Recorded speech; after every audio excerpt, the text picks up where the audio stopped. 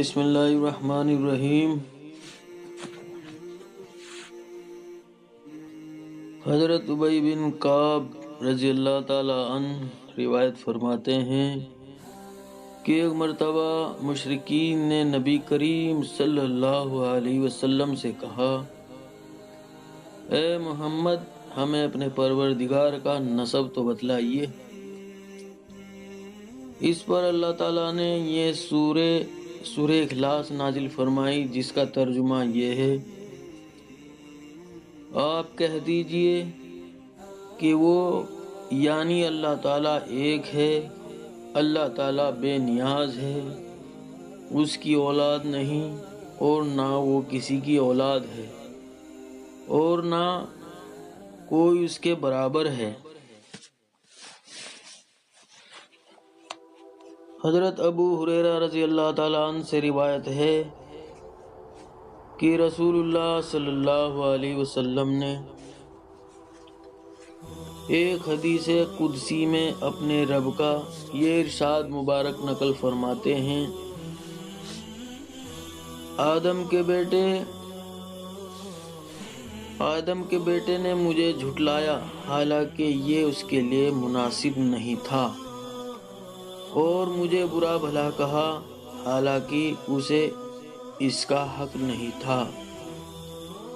اس کو مجھے جھٹلانا یہ ہے کہ وہ کہتا ہے میں اسے دوبارہ زندہ نہیں کر سکتا جیسا کہ میں نے پہلی مرتبہ پیدا کیا تھا، اور اس کا برا بھلا کہنا یہ ہے کہ وہ کہتا ہے میں نے کسی کو اپنا بیٹا بنا لیا ہے، حالانکہ میں بے نیاز ہوں، نہ میری کوئی اولاد ہے، نہ میں کسی کی اولاد ہوں، اور نہ کوئی میرے برابر کا ہے۔ حضرت ابو ہریرہ رضی اللہ تعالیٰ عنہ فرماتے ہیں کہ میں نے رسول اللہ صلی اللہ علیہ وسلم کو یہ ارشاد فرماتے ہوئے سنا، لوگ ہمیشہ اللہ تعالیٰ کی ذات کے بارے میں ایک دوسرے سے پوچھتے رہیں گے، یہاں تک کہ یہ کہا جائے گا کہ اللہ تعالیٰ نے ساری مخلوق کو پیدا کیا ہے، لیکن اللہ تعالیٰ کو کس نے پیدا کیا ہے؟ نعوذ باللہ۔ جب لوگ یہ بات کہیں تو تم یہ کلمات کہو، اللہ احد، اللہ الصمد،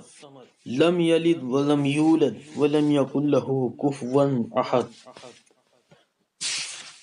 ترجمہ، اللہ تعالیٰ ایک ہے، اللہ تعالیٰ کسی کے محتاج نہیں، سب اس کے محتاج ہیں، نہ اللہ تعالیٰ کی کوئی اولاد ہے، نہ وہ کسی کی اولاد ہے، اور نہ کوئی اللہ تعالیٰ کا ہمسر ہے۔ پھر اپنے بائیں جانب 3 مرتبہ دھتکار دیں اور اللہ تعالیٰ سے شیطان مردود کی پناہ مانگے۔ اللہ تعالیٰ ہم سب مسلمانوں کو شیطان مردود سے پناہ عطا فرمائے اور شیطان لعین کو ہزاروں کروڑوں لعنت بھیجے۔